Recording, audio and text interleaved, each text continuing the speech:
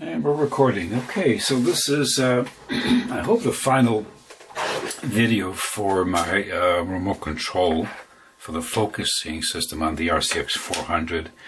As mentioned in the other videos, I had a problem with the focusing system not working, which means that your collimation is not possible, and this seems to be an all too common problem with the RCX series, unfortunately.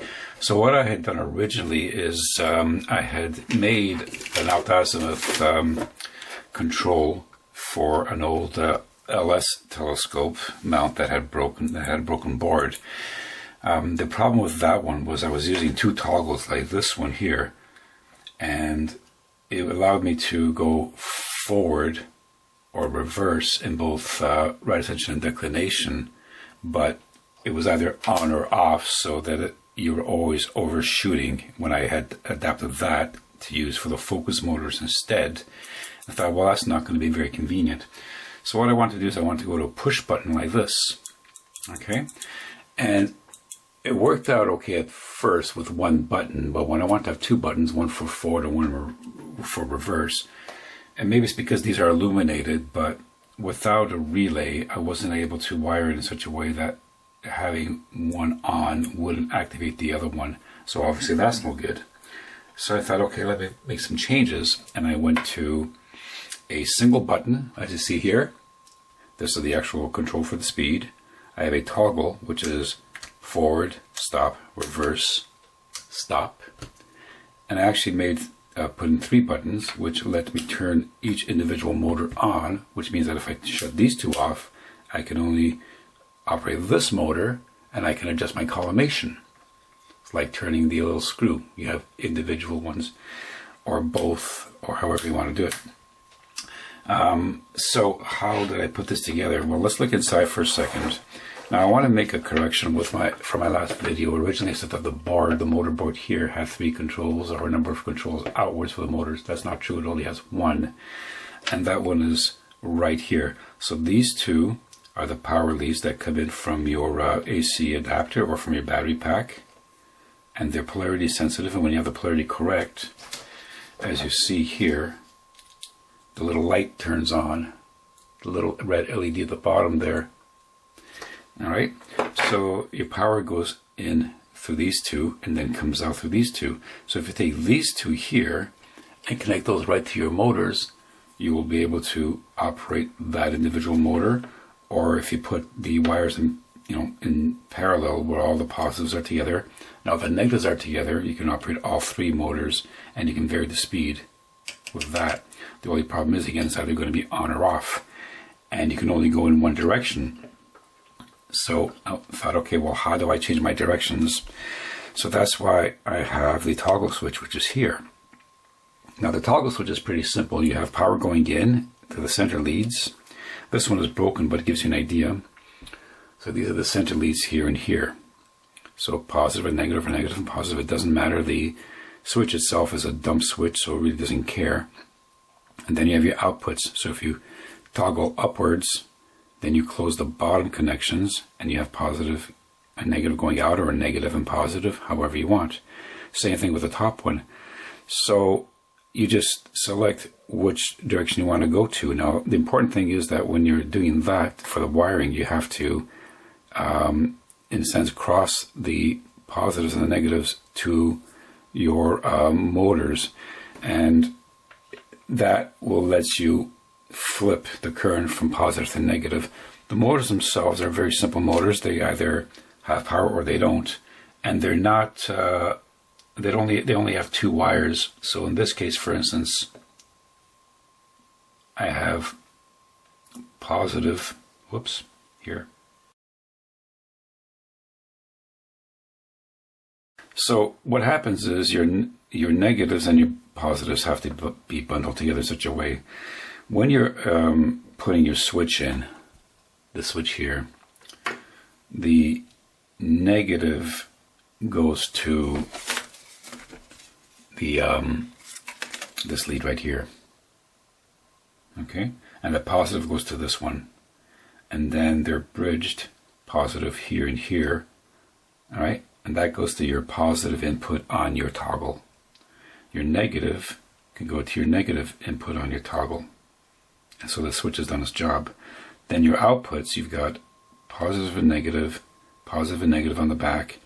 You have to bundle your negatives together and your positives together, and then those are fed out to each individual switch. You see there's a bundle right here, and that sends out the positives to 1, 2, and 3.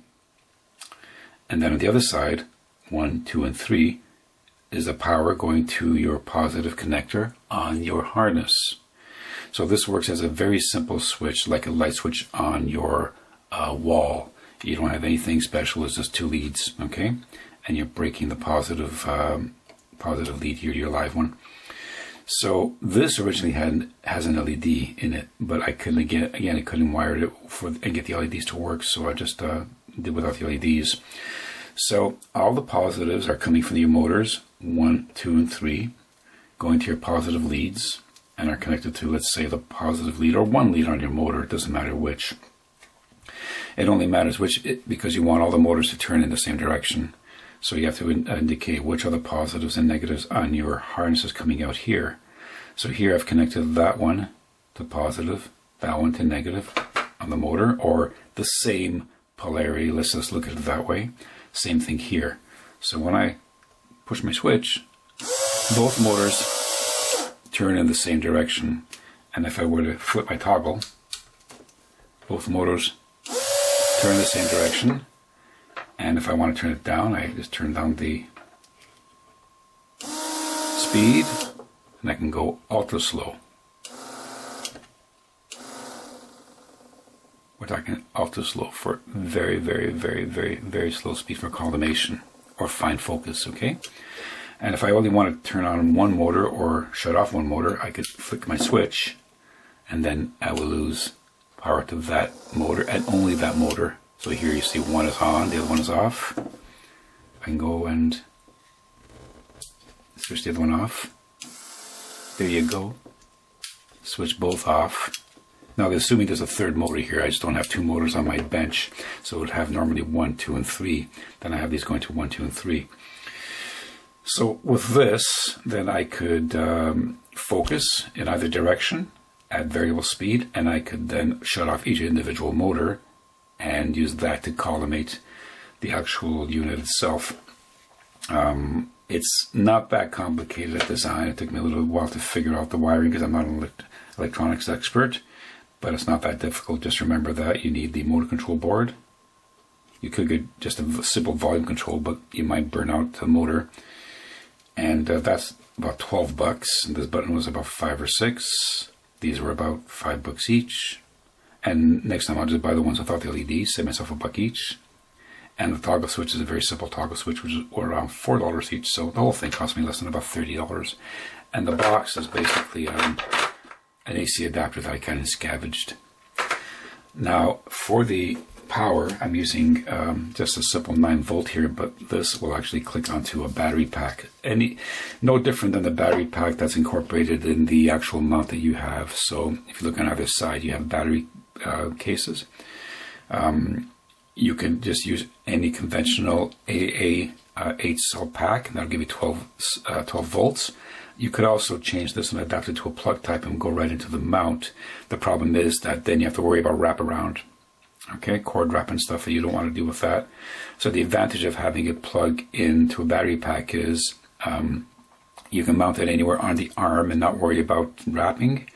But the disadvantage is if you get to shut it off, you eventually drain your batteries. So just remember to unclip it.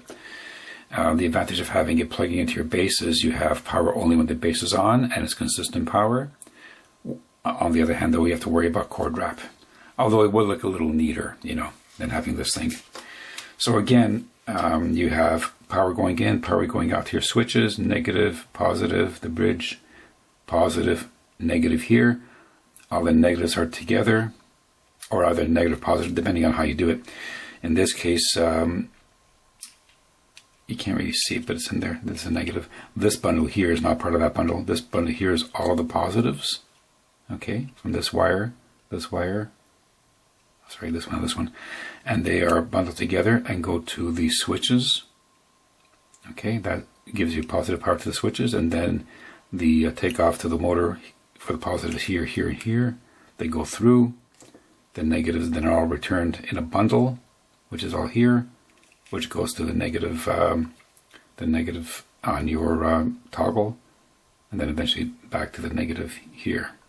So, hope that helped. Sorry I didn't have everything apart, but then there would have been so many wires, it would have been really hard to follow. And for the actual motor connections, the motors on the unit use a simple two-prong plug like this.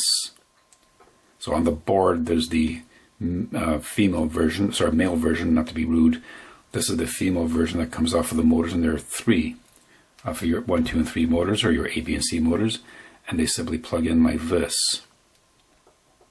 Okay, so you get 1 and 2. I may have to re-lengthen this one, and they're secure.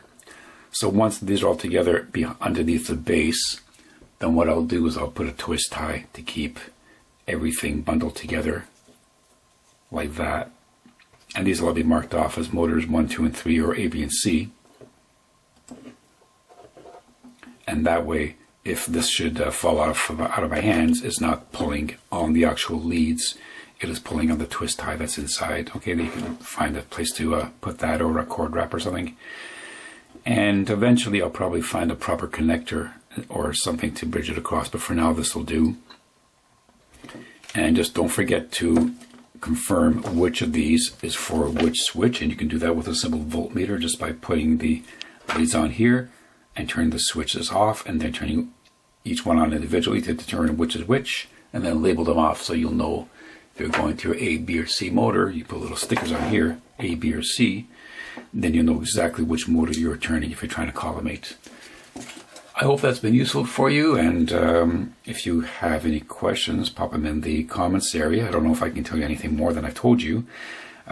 If you do have the back of your RCX series telescope off, before you unplug the motor wires, please indicate the jumper numbers, just to confirm that I gave you the right jumper numbers, would you please?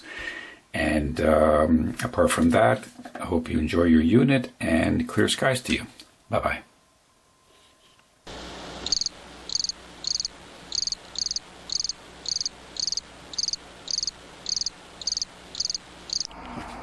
Oh, how's it going? Okay, so this is the focuser I mentioned I was going to make, which I did make as per my last video.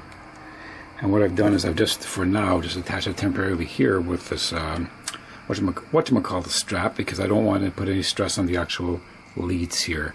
I'll have to put some kind of a small clamp in there, make sure they're not getting stressed out. And again, these are taken off of the board very carefully, and you have motor, motor, motor. So if I've named them actually A, B, and C, which doesn't really matter, but here would be A, B, C.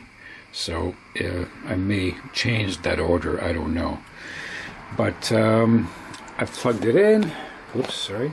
I'm using the AA battery pack that I just taped to the handle for now. Till I get something a little more. Oh, see, there you go. That slipped right off. I gotta be careful. And again, when I pick my direction, I can focus.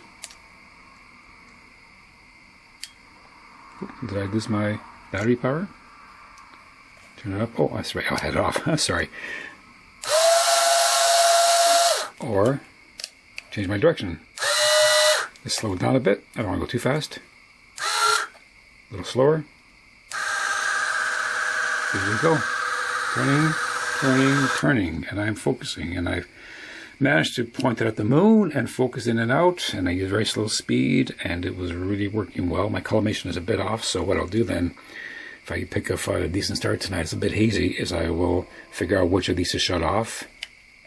And just adjust the one motor or two that need to be adjusted in order to collimate my image. So it is working properly. What I'll do after I figure out a way to fasten the wires a little more safely here is I'll probably put Velcro on here.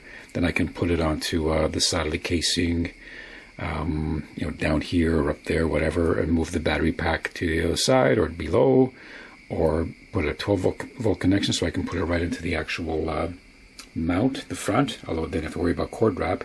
There's the option of using the, I think the reticle out is probably 12 volts. I'd have to check that. And if it is, then I can have it all sticking on the back panel and not have to worry about cord wrap, which would be really cool. One less thing to deal with. But anyways, there it is, RCX400 replacement focuser assembly and collimation tool for the RCX400 with a faulty focusing system. Hope that is a help to somebody. This made me very happy. Have a good night.